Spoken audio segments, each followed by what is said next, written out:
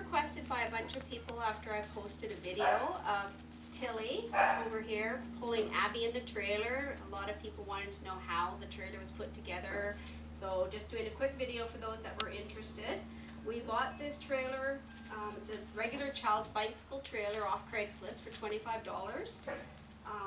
You can get one from a swap meet or garage sale. I'd suggest not buying anything new to begin with because you may find out that your dog does not like pulling. Not every dog's going to be okay with doing it. So this was only $25. It's a two-wheeled cart. We added a third wheel at the front so that it was flat and it took the weight off the dog. We didn't want any extra weight on the dog pulling the cart. This is an 8-inch pneumatic swivel wheel and it's got rubber, which I think is a better quality. It was expensive, it was $30. The plastic ones aren't as good on the ground, so it's kind of worth paying the extra little bit of money. The pulls that we put on here, we just use leashes for now, and I'll show you how those attach later. What we did is we took out the molded seats that were in here. They came out super easy, and we cut a piece of plywood and made sure it overlapped over top of this bar on either side so that it sat down flat. We just added a couple tie clips or whatever to make it a bit more secure.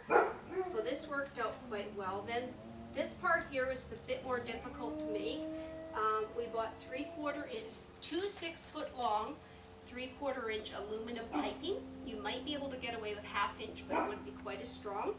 In order to bend this, my husband used this tubing that you can also buy at your hardware store.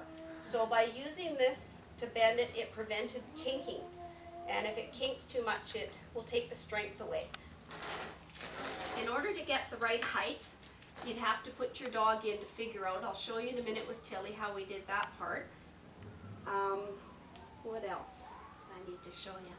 Up here we put these stops on. We cut these. We used just a pipe cutter. It's like a $7 piece of equipment from the hardware store. You might even have a neighbor you can borrow one from. So that was really easy. So we just cut these to fit and then did them on with a little clasp at the bottom. And these were just rubber chair stops just to prevent, because they're kind of sharp, the metal, so it protected from anybody getting hurt. And on here on the wood part, we just used these little clasps, another cheap item that you can buy from the hardware store. So that was another easy part of the project. And I'll bring Tilly over. Hey Tilly, come on, come on. I know you're hot. It's a hot day today, isn't it? That's a good girl. Up again. That's a gal. We bought this harness. It's actually for pulling sleds, and so it's not an actual proper dog sledding or dog harness, but it worked quite well. It was $50. You can get them a little bit cheaper, but this one seems to be working out pretty good. So I'll just show you how it goes in. Hey, come over here, Till. That's a girl. Turn you a little bit. Pulls this forward, like so. Good girl, Tilly. There we go. This one came with little clasps on the side, so we just hooked it over top of the bars. The reason for these stops is so when the dog's going down a hill, that the cart doesn't bump into them, into their back end. Then with the leashes, we originally attached them onto here, but we found these bars went back and forth and were hitting her a little bit too much, so we found by attaching them up higher onto the belt, it was more effective. So something like that.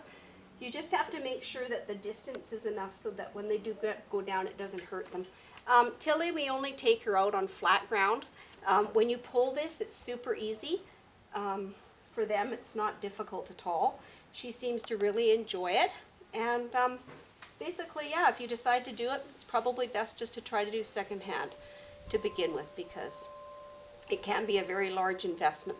Anyway, she has fun, and Abby, of course, who's behind the filmer there, absolutely loves riding in it. And just remember to use common sense. Make sure that you keep the wheels blown up nice and tight so it makes it easier for them to pull it. And, you know, go on quiet streets, try to stand flat. Only go out when it's nice and cool, not too warm, because it's got to be fun for everybody. hope that helps. Have a great day.